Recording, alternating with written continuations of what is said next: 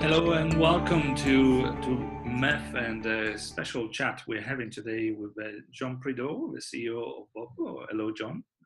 Hi, Dario. Thank you for having some time with us. There has been a lot of discussion around Boku, and congratulations on your latest acquisition of Danal in December for the identity specialist in US. So that gives us a chance to chat a bit, see what Boku is up to and what this means. But first, I would like to ask you, just to start from the basic, remind us, Boku has been known for a long while, as a platform payment. Is that a correct definition of Boku? No, I think we've always described ourselves as a carrier commerce company. I mean, the basic vision that Boku was started on, the one that we've been following all the way through, is that there's a heck of a lot of mobile phones out there, and whereas it's very convenient to be able to make phone calls between those phones or send text messages or use them for data because they're standardization, that there is also a wealth of capability that sits in the back offices of carriers, which, if it could only be exposed to merchants on a global basis, could really help lubricate a lot of the parts of the sort of m-commerce journey. And the problem with it is that those back office capabilities are fragmented behind a whole series of different back office systems at carriers, and it needs an intermediary like Boku to come in to hook up all the various different intermediaries and then create a simple API, a single pipe, through which our customers are then able to access those capabilities. Now, I mean, the first and most obvious application is clearly payment, and particularly payment for digitally downloaded content. That's the stuff which is not only procured increasingly through the phone, but also consumed on the phone.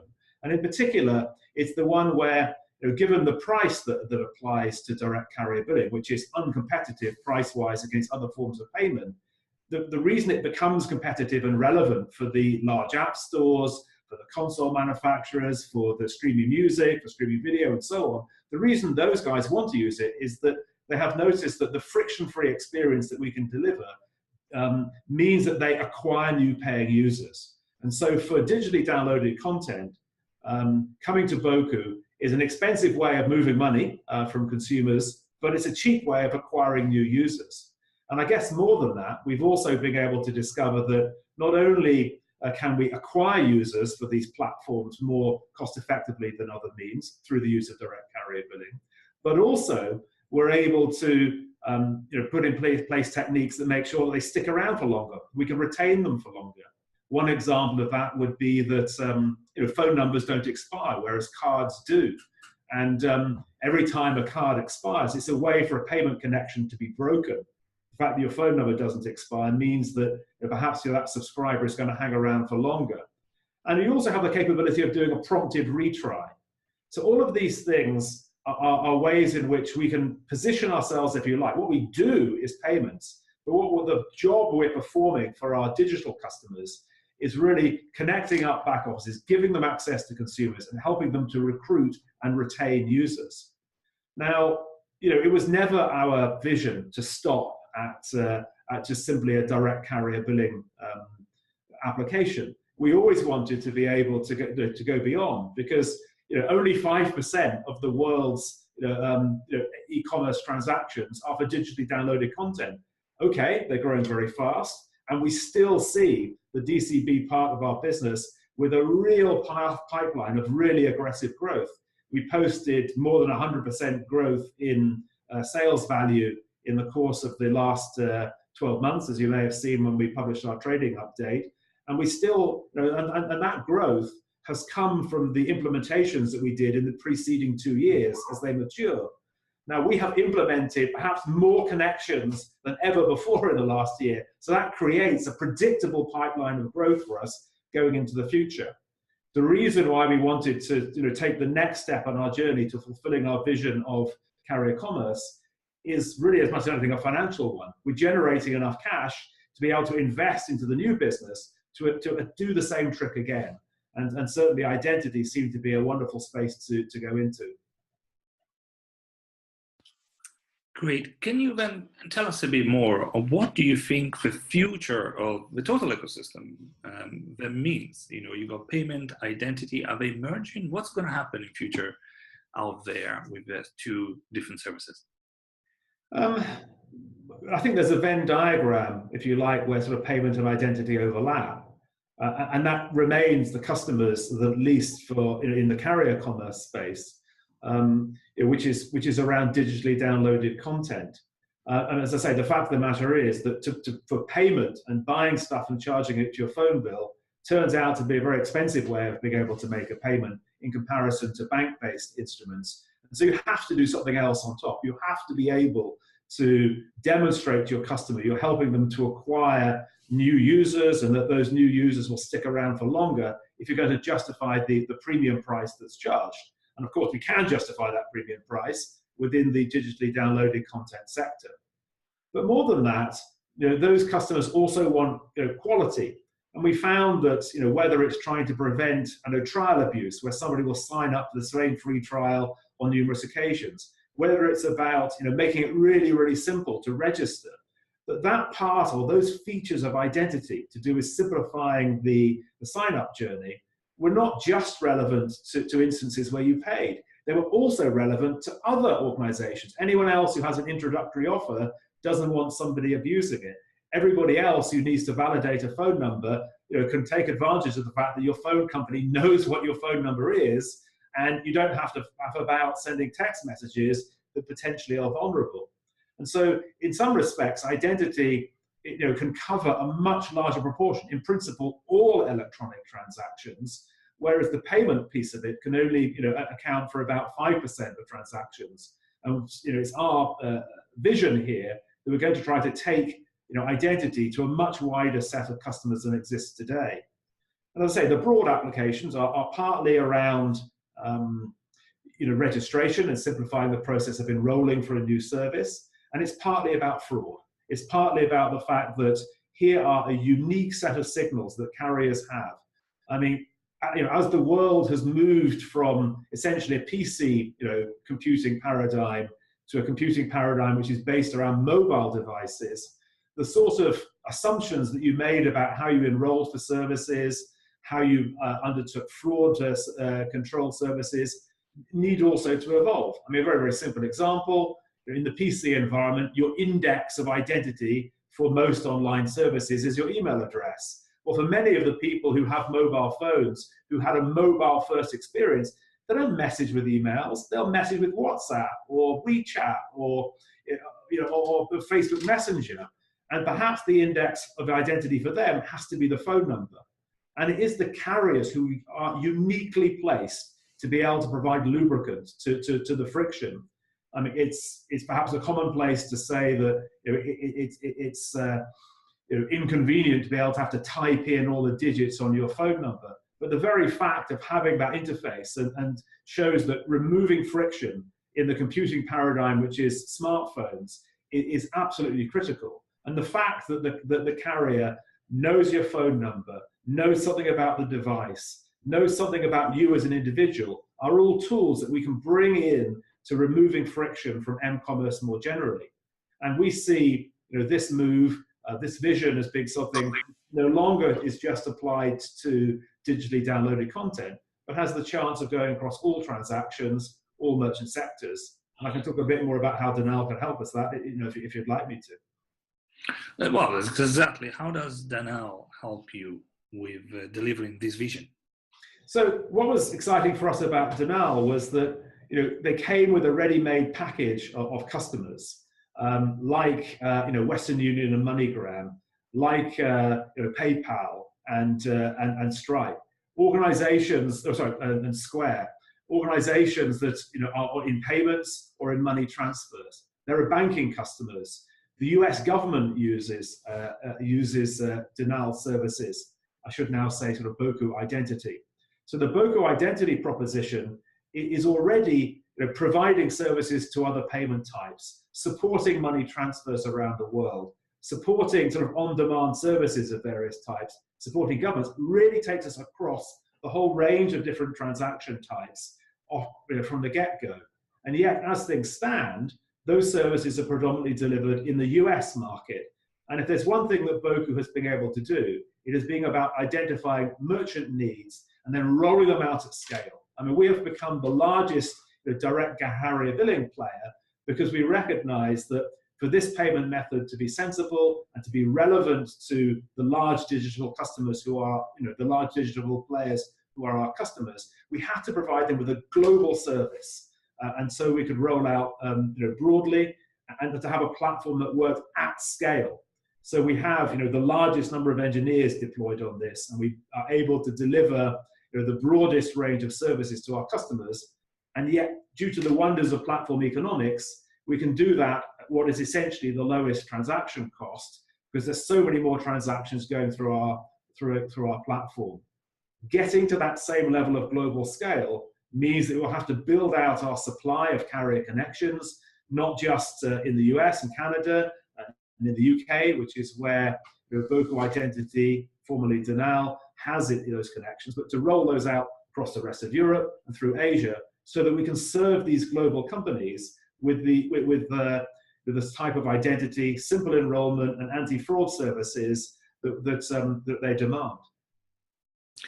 Let me ask you one question, Jon, about the future of direct carrier billing. Some people point out that maybe we might be seeing maturity.